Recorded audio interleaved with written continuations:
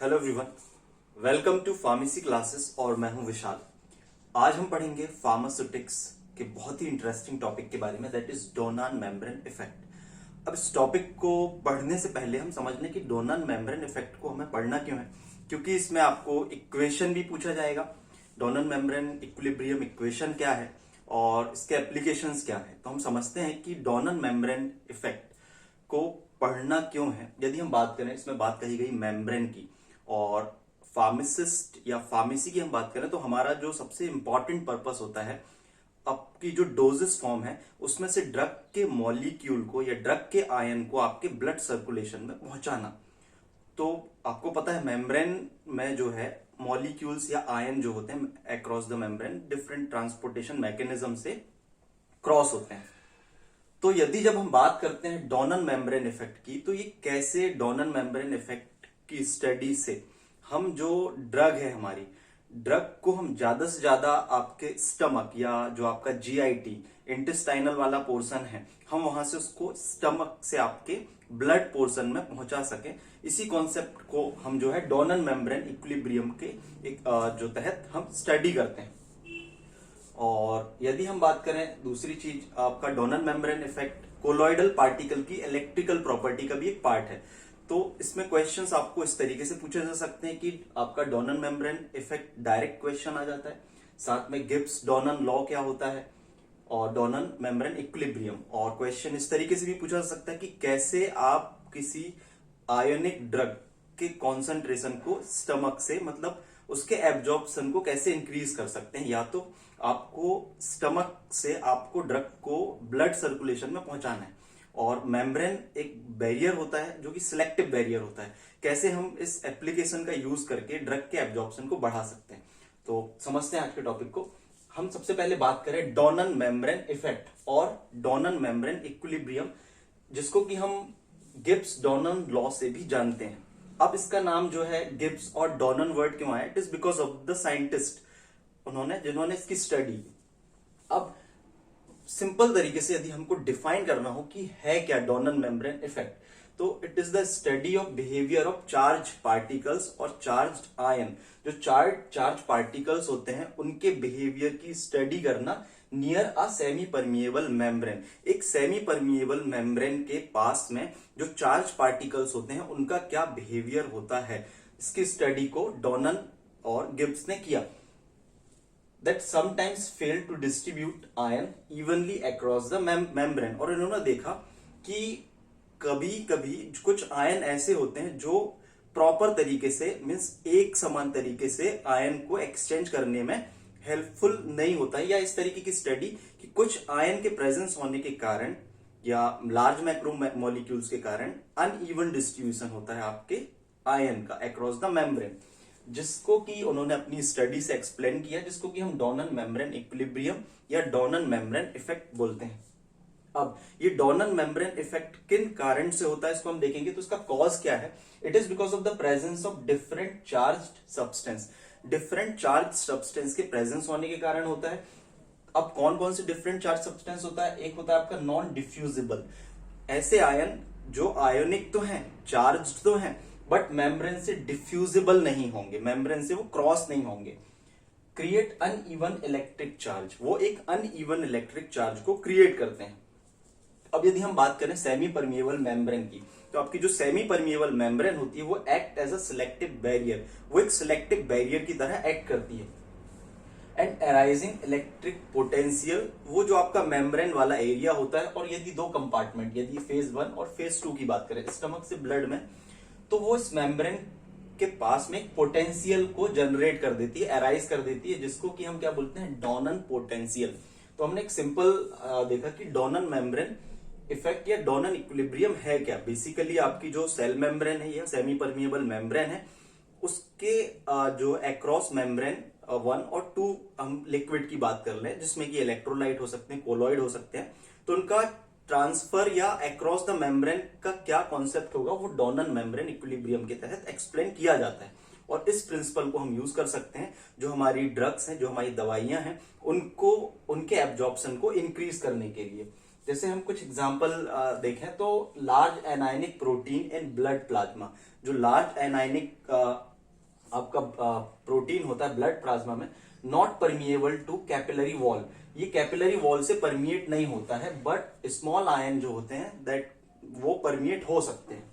तो ये एक हमने देखा कि प्रोटीन है लेकिन लार्ज मॉलिक्यूल है तो परमिएट नहीं हो रहा है, लेकिन स्मॉल आयन परमिएट हो सकते हैं। तो इसी कॉन्सेप्ट को हम जो है ड्रग को डिफ्यूज कराने के लिए यूज करते हैं। तो principle use to enhance the absorption of drug, जैसे कि आपकी ड्रग्स की बात करें, सोडियम सैलिसाइलेट और पोटेशियम बेंजिल पेनिसिलिन, ये क्या होती हैं, ये आपकी एनायनिक ड्रग है जिनमें कि सोडियम और पोटेशियम आयन अटैच्ड है। और हमारा पर्पस क्या है, आपका स्टमक में ये ड्रग है, इस ड्रग को आपके ब्लड सर्कुलेशन में सेमी परमिएबल मेम्ब्रेन के थ्रू क्रॉस कराना है, वो भी डबल ट्रिपल फोल्ड, और जितना ज्यादा एब्जॉर्प्शन हो सके इसको हमको करना है।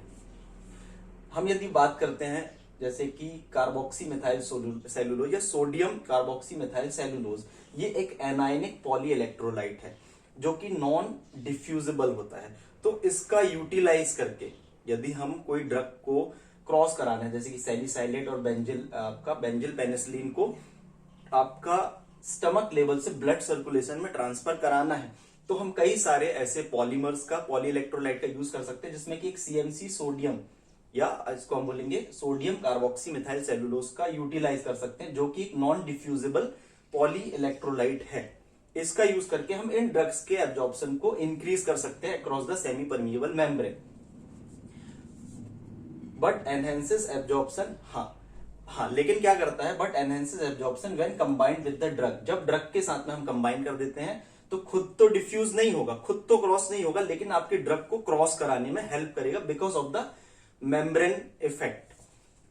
अब provided the drug is diffusible, जो आपकी ड्रग है वो डिफ्यूजिबल होना चाहिए, ये कंडीशन।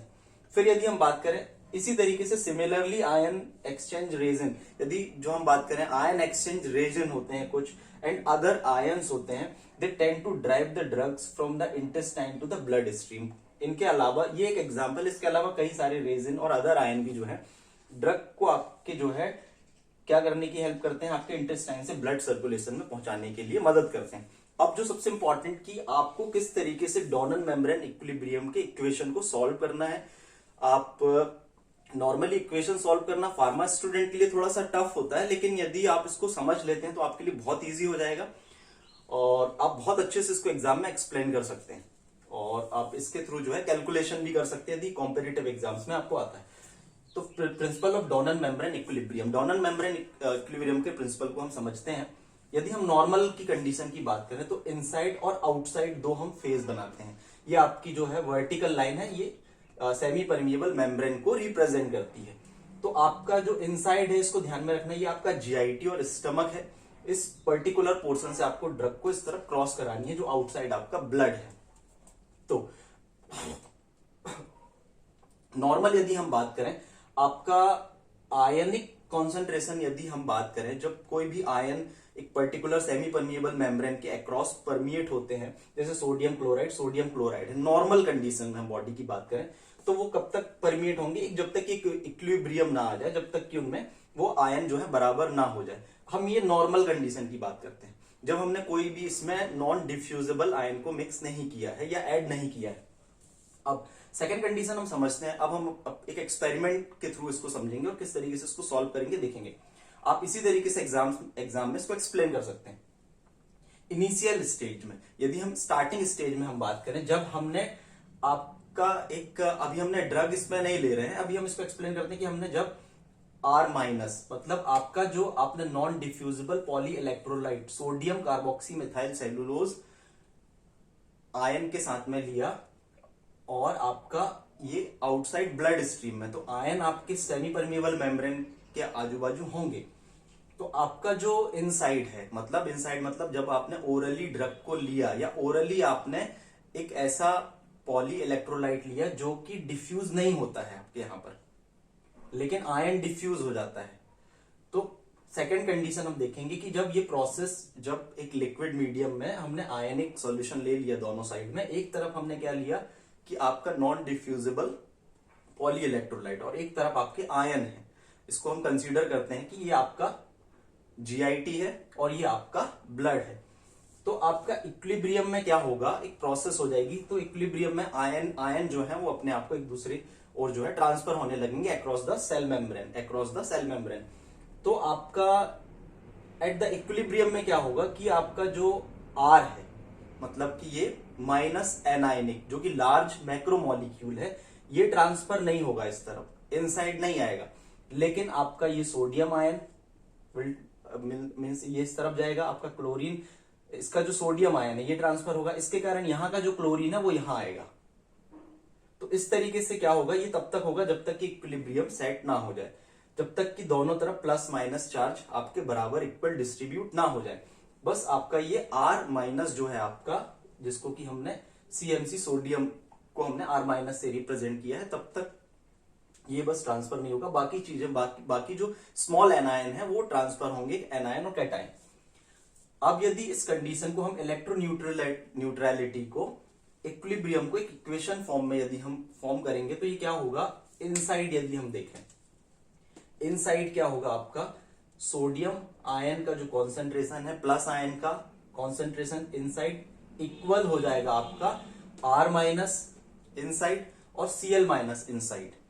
क्यों ऐसा, क्योंकि आपको यहां पर जो है ये माइनस आयन के कारण भी कॉन्सेंट्रेशन जो है आपका इक्विलिब्रियम अटेन करेगा, और क्लोराइड आयन भी जो है यहां पर आया हुआ है, इसलिए R minus plus Cl minus. फिर आउटसाइड की हम बात करें, मतलब ब्लड स्ट्रीम साइड की हम बात करें, तो यहां पर क्या होगा आपका sodium plus outside is equal होगा किसके, क्लोराइड आयन आउटसाइड। तो ये कंडीशन आपकी यहां पर जो है आपका सोडियम और क्लोराइड आयन बस है। यहां पर माइनस कॉन्सेंट्रेशन को, जो माइनस आयन की कॉन्सेंट्रेशन दो आयन के द्वारा रेगुलेट हो रही है, इसलिए यहां पर हम इस तरीके से लिखते हैं। अब यदि हम नॉर्मल इक्वेशन की बात करें कि जनरली यदि एक इक्विलिब्रियम में क्या आपका इक्वेशन हमको मिलता है न्यूट्रलिटी के कॉन्सेप्ट पॉइंट ऑफ व्यू से, तो sodium ion, sodium plus ion inside, chloride minus ion inside will be equal to the sodium plus ion outside, chloride minus ion outside. तो ये आपका हो जाएगा इक्वेशन थर्ड।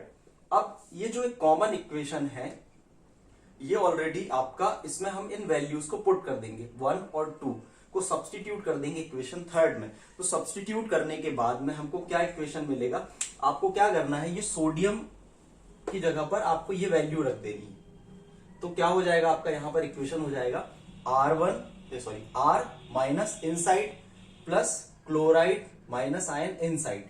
ये वैल्यू को आपने क्या किया, यहां पर पुट कर दिया सोडियम के प्लेस में, और ये क्लोराइड माइनस आयन ज्यों का त्यों यहां पर रहेगा। तो आपको ये इक्वेशन यहां पर ये मिली। फिर सेकंड आप देखेंगे ये sodium plus outside, sodium plus outside is equal to the chloride minus ion outside. तो इस वैल्यू को आप यहां पुट कर देंगे, chloride minus outside into chloride minus minus outside, ये हो गया। इसके बाद में आप क्या करेंगे, ये जो आपका इक्वेशन यहां पर मिला है, आप ये क्लोराइड आयन को मल्टीप्लाई कर देंगे इन दोनों में। ये मल्टीप्लीकेशन का साइन है, तो आप इसको R से मल्टीप्लाई कर देंगे और क्लोराइड आयन को क्लोराइड आयन से मल्टीप्लाई कर देंगे। तो आपको क्या मिलेगा, R minus inside chloride minus inside plus chloride आपका हो जाएगा क्लोराइड माइनस आयन इनसाइड का स्क्वायर। वैसे यहां पर जब आप मल्टीप्लाई करेंगे तो आपको क्या इक्वेशन मिलेगी, क्लोराइड आयन माइनस आउटसाइड का स्क्वायर। तो ये इक्वेशन आपको मिली। अब ये जो इक्वेशन है आप इसको इस तरीके से भी लिख सकते हैं, आपका जो इक्वेशन है आपको इस तरीके से लिख सकते हैं, तो भी आपको यही आपको इक्वेशन मिलेगी। मतलब आप R1 इनसाइड और क्लोराइड माइनस आयन इनसाइड को जब आप लिखेंगे तो 1 plus R minus inside upon chloride minus ion inside. इसको जब आप सॉल्व करेंगे तो आपका यही चीज निकल के सामने आ जाएगी। तो इसको हम ऐसे भी लिख सकते हैं। फिर आपका आ जाएगा plus chloride minus ion square inside equal chloride minus ion का स्क्वायर आउटसाइड। तो यहां तक इक्वेशन सिंपल थी। अब हम क्या करेंगे, आपका ये जो क्लोराइड आयन है, ये क्लोराइड आयन को हम क्या करेंगे, ये जैसे आपका +1 plus R minus inside chloride minus inside, ये जो आपका क्लोरीन था इसको आपने बाहर लिख दिया यहां पर। तो क्या हो जाएगा, ये आपका इक्वेशन हो जाएगा क्लोराइड माइनस आयन का square upon chloride minus ion का स्क्वायर इनसाइड। अब आप क्या कर सकते हैं, इस इक्वेशन को आप कैसे लिख सकते हैं, ये इक्वेशन है आपका, ये जो आपका वर्ग रूट है ये आपको ट्रांसफर कर देंगे यहां पर, तो ये आपका इन दोनों का minus, chloride minus ion outside, chloride minus ion inside, ये हो जाएगा आपका 1 plus R minus inside upon Cl minus inside, equation 4। ये इक्वेशन जो है इक्विलिब्रियम इक्वेशन को आपको सिंपल तरीके से प्रोसेस स्टार्टिंग से आपको समझते हुए आना है कि क्या क्या हमने किया हुआ है और लास्ट में हमारा ये आ गया। तो जो इक्वेशन 4 है यही आपका डोनल मेम्ब्रेन इक्विलिब्रियम की इक्वेशन कहलाती है। यहां तक आपने जब प्रूव कर दिया, सॉल्व कर दिया, तो यदि जब हम बात करते हैं, यदि क्लोराइड माइनस आयन की जगह आपका ये क्लोराइड माइनस आयन जो आपका यहां पर है, यदि हम इसकी जगह पर ड्रग को इमेजिन करते हैं या ड्रग को रखते हैं, तो chloride minus ion will be equal to the minus आपका ये D minus, drug small anion है। अब जब हम इस इक्वेशन में माइनस डी को पुट करेंगे तो आपका इक्वेशन क्या हो जाएगा, ये इसमें D minus outside, D minus inside, और आपका ये ज्यों का त्यों यहां पर आ जाएगा। अब ये जो इक्वेशन है, इस इक्वेशन में आर माइनस इनसाइड और Cl माइनस इनसाइड, ये रेशियो जो है हम आसानी से निकाल सकते हैं। जब हम इस रेशियो को निकालते हैं, मान के चलो इसकी वैल्यू 8 है, और इस वैल्यू को जब हम पुट करते हैं तो ये हो जाएगा 1 माइनस 8, जिसका कि वर्ग रूट आपका आ जाए, सॉरी 1 प्लस 8 जो कि आपका हो जाएगा वर्ग रूट 9। अब जब ये वर्ग रूट आपका 9 है तो ये इसकी वैल्यू होगी 3। तो इसका मतलब ये है कि आप जब इस इक्वेशन में रखेंगे तो ये हो जाएगा 3d minus I is equal 3d minus outside. इसका मतलब ये निकल के आता है कि जब इन वैल्यूज को आप यहां पर पुट करते जाते हैं तो इससे हमको ये समझ में आता है कि इतने फोल्ड आपकी, मतलब 3 फोल्ड आपकी ड्रग का एब्जॉर्प्शन बढ़ जाता है। जितना ज्यादा ये आप अमाउंट आप R माइनस का बढ़ाते जाएंगे, मतलब नॉन डिफ्यूजिबल आयन का क्वांटिटी जितनी ज्यादा हम बढ़ाते जाएंगे, ये उतना ज्यादा आपकी ड्रग को एब्जॉर्ब कराता जाएगा। जो स्मॉल एनायनिक ड्रग है उसको उतना ज्यादा एब्जॉर्ब कराते जाएगा। ये जो इक्वेशन इस तरीके से हमको पता चलता है। अब कोलॉइडल आयन की इलेक्ट्रिकल प्रॉपर्टीज में क्यों बोला गया है, ये जो आपका पॉली इलेक्ट्रोलाइट है सोडियम कार्बोक्सी मिथाइल सेलुलोज, ये एक तरीके के कोलॉइडल पार्टिकल होते हैं और ये चार्ज पार्टिकल होते हैं, और ये चार्ज पार्टिकल आपके ड्रग के एब्जॉर्प्शन को हेल्प कर रहे हैं टू एनहांस करने में। इसलिए डोनल मेम्ब्रेन इफेक्ट जो है कोलॉइडल पार्टिकल की इलेक्ट्रिकल प्रॉपर्टी के अंतर्गत आता है, और इसका यूटिलाइज हम जो है ड्रग को एब्जॉर्प्शन को एनहांस करने के लिए करते हैं। तो इक्वेशन आप देखें कि नॉर्मल कंडीशन में ये होगा, जब हम इसमें आपका कार्बोक्सी मिथाइल सेलुलोज मतलब नॉन डिफ्यूजिबल आयन ले लेते हैं तो आयन तो ट्रांसपोर्ट होते हैं, लेकिन non diffusible poly electrolyte transfer नहीं होता है। और जब इक्वेशन हम पुट करेंगे तो इक्वेशन 1 और इक्वेशन 2 आ जाएगी। और नॉर्मल इक्वेशन हम बात करें, जब सोडियम क्लोराइड आयन होते हैं तो इक्वेशन 3 ये कॉमन यूनिवर्सल होती है। इस इक्वेशन में हम इनकी वैल्यूज को पुट करते हैं तो हमको इस तरीके से ये आपका एक इक्वेशन मिलता है, जिसको जब हम सॉल्व करेंगे तो हमको ये इक्वेशन 4 मिलती है, जो कि आपका डोनल मेम्ब्रेन इक्विलिब्रियम को रिप्रेजेंट करता है। और इसमें R माइनस और Cl माइनस के रेशियो की जो वैल्यू यदि हम निकल के आती है, उसके वैल्यू के बेसिस पे ये हमको पता चलता है कि कितना अमाउंट हम R माइनस स्क्वायर का बढ़ाएं, मतलब कि आपका R माइनस मतलब नॉन डिफ्यूजिबल आपके आयन की क्वांटिटी बढ़ाएं, जिससे से ज्यादा हमको एब्जॉर्प्शन मिल सके। So this was the part. मान के चलो हम यहां पर जो वैल्यू है 8 की जगह 99 रखते हैं, तो हो जाएगा 1 प्लस 99, ये हो जाएगा अप्रोक्सीमेटली आपका 100 स्क्वायर रूट की वैल्यू आएगी 10, मतलब आप 10 फोल्ड ड्रग के एब्जॉर्प्शन को बढ़ा सकते हैं यदि आप इसके रेशियो को इंक्रीज करते हैं तो। So thank you and all the best.